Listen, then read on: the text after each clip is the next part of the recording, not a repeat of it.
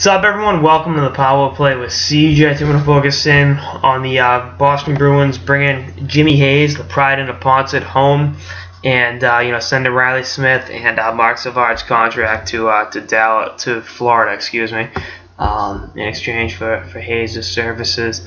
Before we get into Hayes, let's talk about Marc Savard. I mean, first time in almost a decade that he's not on the Boston Bruins books, and I know he hasn't played an NHL game in 4.5 years, but you look at his meaning for the Bruins, and the way he came in with Chara that day in 2006, and they helped construct a winner. And I know Savard wasn't an active player when they won the cup, but because of him, they were able to do some really great things, and he epitomized all that was great about the Boston Bruins. And I just wish.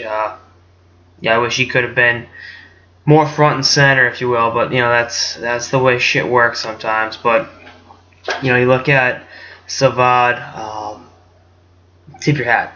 That playmaking ability he had was amazing. But let's talk about the two active players involved. Reilly Smith, I think needed a change of scenery after this past year. Really had a great first year with the Bruins, and then this year kind of tailed off a little bit, and I think the fact that he signed for not only next year but the year after that is good for the Panthers. You get 2 years under your control.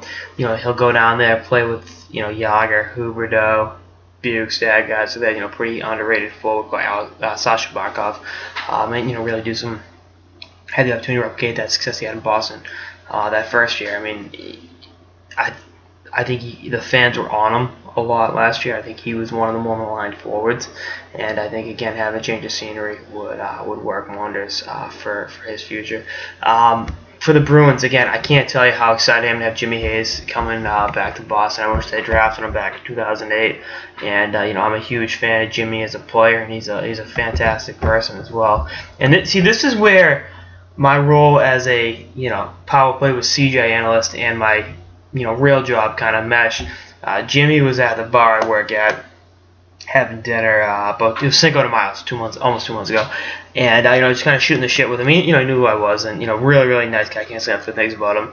And we're talking about Fort Lauderdale, and obviously when he was still with the Panthers, he hadn't been traded yet, and I was going down for last week's trip. I was telling him all about I can't wait to go down there, stay in Las Olas, and he said I lived in Las Olas.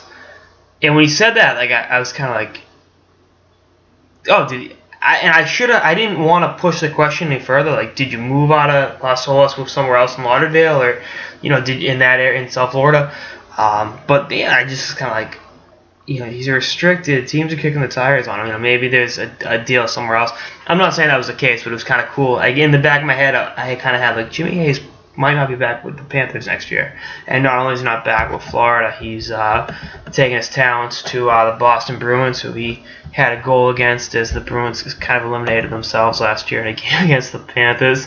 But that's what you get, and I'm really excited to see what he does playing. Yeah, I talked about this on the Bolesky piece. The top line of Hayes, Bolesky, and David Krejci is really, really good, and I'd be excited to watch those three come together and have some big moments for the Bruins. But Hayes, my one knock on Jimmy throughout his career, going back to when he was at BC, was I would like to see him play a little more physical, use his size to his advantage. But I'm curious to see how playing in front of his friends and family every night will do for him. I think he will do very well, and I'm excited to have the kid from Neponset back with the Bees. Anyway, that's all I can episode of the Power Play with CJ. Stay tuned for episodes of the off season and beyond. Later, guys.